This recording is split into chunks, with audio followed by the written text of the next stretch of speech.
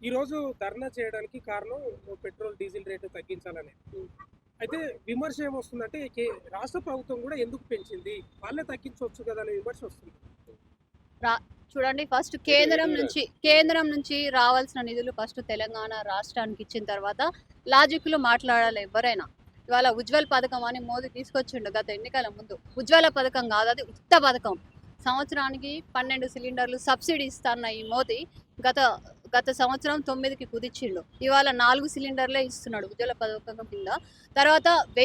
1000 దాదాపు రూ. 994కు సిలిండర్‌ని పెంచి 300 సబ్సిడీ ఇస్తున్నాడు. రూ. 700 ఇవాళ సామాన్య మధ్యతరగతి పరిస్థితి సిలిండర్ కొనుక్కోవాలంటే భరించాల్సి వస్తుంది. సబ్సిడీ లేని వాడైతే ఇంకా రూ. 994 పెట్టి కొనే పరిస్థితి వస్తున్నది. కేంద్ర ప్రభుత్వం సహకారము లేనిది రాష్ట్ర ప్రభుత్వం ఏ విధంగా ధరలను గానీ, వీటిని గానీ తగ్గించుకుంటది? ఓకే. అంటే ఇప్పుడు విమర్శ ఏందంటే, ఇప్పుడు మీరు కేంద్ర ప్రభుత్వంపై ప్రతిసారి మొన్న హ్మ్. రోహిత్ ఆధ్వర్యంలో నో టైం పడితే ఇప్పుడు చేసారు. మీకు కూడా బాధ్యత ఉండాలి గదా! అక్కడ యుద్ధం జరుగుతుంది కాబట్టి ఆయిల్ కంపెనీ సంక్షోభం ఏర్పడింది కాబట్టి ఇవన్నీ మీకు జరుగుతున్నాయి అని నిజంగా అంటున్నారు. ప్రేమ ఉంటే మీ కాంగ్రెస్ ప్రభుత్వం కొంచెం తగ్గించొచ్చు గదా! ముడి చమురు ధరలు తగ్గినప్పుడు కూడా మోదీ ప్రభుత్వం ఆ బెనిఫిట్‌ని ప్రజలకు ఇవ్వలేదు. అదానీ, అంబానీ లాంటి కార్పొరేట్ గ్రూప్స్‌కి బెనిఫిట్ అయ్యేలాగా ఆయన ప్రతి ఒక్కటి తీసుకొస్తున్నారు తప్ప, అక్కడ అక్కడ ఏదైనా ముడి చమురు తగ్గినప్పుడు కూడా మనకి రావాల్సిన బెనిఫిట్స్ మోదీ గారు ఇవ్వట్లేదన్న విషయం అందరికి తెలిసిందే. అంటే మోడీ ఏం చేసినా దేశ ప్రజలకు అనుగుణంగానే చేస్తాడు. ఆ దేశ ప్రజలకు అందుబాటులో ఉండేటట్టే చేస్తాడని చెప్పి ఏం చేస్తున్నాడు? వికసిత్ భారత్ అంటాడు, స్టార్టప్ ఇండియా అంటాడు, రైజింగ్ ఇండియా అంటాడు. ఏది విద్యార్థుల పేపర్ లీకేజ్‌లు అయ్యి ఇంతమంది రోడ్డు మీద పడుతుంటే ఎక్కడ పోయింది మోదీ ప్రభుత్వం? బేటీ బచావో, బేటీ పడావో అంటాడు. ఎక్కడ పోయింది? ఇవాళ కేంద్ర మంత్రి గారి కొడుకే ఒక పోక్సో కేసులో నిందితుడిగా ఆరోపణలు ఎదుర్కొంటున్నాడు. ఏ విధంగా మహిళల పైన క్రైమ్స్ పెరుగుతున్నాయో మీరు చూస్తలేరా? ఎస్ఐఆర్ ద్వారా ఏ విధంగా ఓట్ చోరీ చేసి ఏ విధంగా ఇది చేస్తున్నారో మీరు చూస్తలేరా? అధికారాన్ని అడ్డు పెట్టుకొని ఈడీని, సిబిఐని ప్రయోగించి గెలిచిన రాష్ట్రాల్లో కూడా వాళ్ళని బెదిరించి వెనక్కి ఏ విధంగా ఆయన రాష్ట్రాలను చేతిలోకి తీసుకుంటున్నాడో మీరు చూస్తలేరా? అంటే రేవంత్ రెడ్డి కూడా అంటే సంవత్సరం తెలంగాణ అని అంటాడు కదా. ఎక్కడ రేజ్ అయింది తెలంగాణ? రైజింగ్ తెలంగాణ చూడు, 7 లక్షల కోట్ల అప్పు చేసిపోయిన గత ప్రభుత్వం దానికోసం రేవంత్ రెడ్డి గారు నెలకు 6,000 కోట్ల వడ్డీ కడుతున్నారు. ఇవాళ రైతు భరోసా 25 లక్షల మందికి ఇవ్వలేదా నేరుగా? మహాలక్ష్మి పథకం అమలు చేయట్లేదా?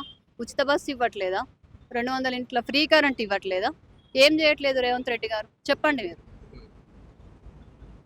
హిట్లర్ గురించి ఏం చెప్తారక్క? హిట్లర్ కి సంబంధించి సోషల్ మీడియాలో యూట్యూబ్ ఛానల్లో మీరు అడిగిన ప్రశ్ననే చాలా వైరల్‌గా మారుతుంది. డిబేట్ కూడా పెడతా ఉన్నారు.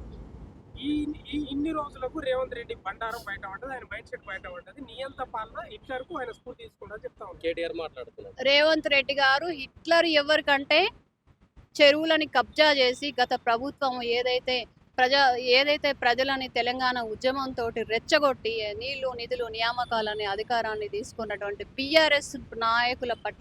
బీఆర్ఎస్ ప్రభుత్వం పట్ల హిట్లరు రేవంత్ రెడ్డి గారు. ఒక నియంత అంటే నువ్వు ఆనాడు ప్రగతి భవన్‌గా మార్చుకొని నువ్వు ఒక కంచెలు కట్టి దొరల పాలన ఏ విధంగా నువ్వు చేసినావు, నీ కంచెలు బద్దలు కొట్టి దాన్ని ప్రజాభవన్‌గా మార్చి ప్రతి ఒక్క సామాన్యుడు కూడా ప్రజాభవన్‌లో అడుగుపెట్టేటట్టు చేసిన పాలనని, ఆ విధంగా హిట్లర్ పాలనని ఎందుకు అనుకోరు మీరు?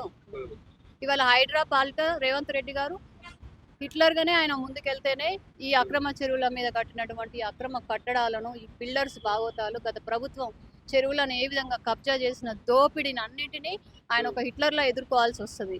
ఈ హిట్లర్ ఎందుకు ఓవైసీ ముందర లేదా ఎంఐఎం పార్టీ ముందర తల వంచిండు? తలకం చెరువులో మధ్యలో కట్టేసిండు. హిట్లర్‌కి ఏమైంది? ఫాతిమా కాలేజ్ సంగతి ఏందని కూడా అడుగుతున్నారు. బీఆర్ఎస్ వాళ్ళు చూడండి, బీఆర్ఎస్ వాళ్ళని ముందు మీరు అడగండి, ఈ 9 సంవత్సరాల్లో నువ్వు ఏం చేసినవరా అని అడగండి. ఒక ప్రభుత్వ ఉద్యోగం ఇచ్చినవా? ఒక గ్రూప్ 1, గ్రూప్ 2 టీఎస్పీఎస్ని ఎంత ఆగం పట్టించినావు పేపర్ లీకేజీలు చేసి? నీ కూతురు కొడుకు ఏ విధంగా అధికారాన్ని దుర్వినియోగం చేసి ఆనాడు మీకు ఏం లేని మీరు ఇవాళ 1,000 కోట్లకు అధిపతులు ఎట్లా అయ్యారు?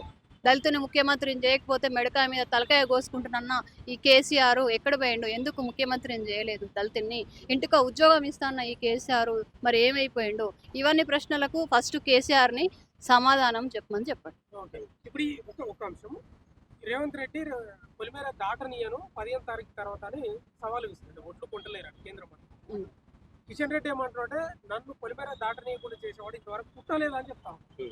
కిషన్ రెడ్డి ఒక నాయకుడు అండి. నువ్వు కేంద్ర మంత్రిగా ఉండి 8 మంది ఎంపీలు మీరు ఉండి కనీసము కేంద్రం నుంచి రావాల్సినటువంటి నిధులు ఇవాళ తెలంగాణకు తీసుకొచ్చిండా? మెట్రో ఫేజ్ రైల్ 2 దానికోసం అది RRR కోసం మనం ప్రతిపాదిస్తే నిధుల్ని ఒక్క రూపాయి కూడా కేంద్రం నుంచి నువ్వు మాట్లాడలేదు. ఆ రోజు బెల్లం కొట్టిన రాయిలాగా నువ్వు పార్లమెంట్లో కూర్చున్నావు బడ్జెట్ చదివేటప్పుడు. 8 మంది ఎంపీల్లో ఒక్కడనే ఎదురు తిరిగి మా రాష్ట్రానికి ఏమి ఇస్తున్నావు అని అడిగిర్రా? అలాంటి వాళ్ళు కూడా ఇవాళ రేవంత్ రెడ్డి గారికి వార్నింగ్ ఇచ్చి అంత పెద్ద లీడర్లు అయ్యిర్రా? కేంద్ర మంత్రి 42% బీసీ రిజర్వేషన్ కోసం మన ప్రభుత్వం చిత్తశుద్ధితోటి బిల్లు పాస్ చేస్తే ఇంతమంది 8 మంది ఎంపీలు ఒక్కరు కూడా పార్లమెంట్లో కొట్లాడలేదు. 33% మహిళా రిజర్వేషన్ బిల్లు దాంట్లో ఓబీసీ సబ్ కోటా కావాలని చెప్పి దేశవ్యాప్తంగా నిరసనలు జరుగుతుంటే ఇదే ఎంపీలు ఈ అరవింద్ కానీ ఇంకా మిగిలిన 8 మంది ఎంపీలు బీసీ ఎంపీలు కానీ మామూలు ఎంపీలు కానీ ఒక్కరు కూడా దీనిపైన గలం ఇప్పలేదు. మా రాష్ట్రానికి ఎందుకు వివక్ష చూపిస్తారు, ఎందుకు కేంద్రం నుంచి బడ్జెట్ ఇవ్వట్లేదు అని చెప్పి ఒక్క ఎంపీ మాట్లాడలేదు. ఇవాళ వచ్చి రేవంత్ రెడ్డి గారి గురించి మాట్లాడితే ప్రజలు నవ్వుకుంటున్నారు.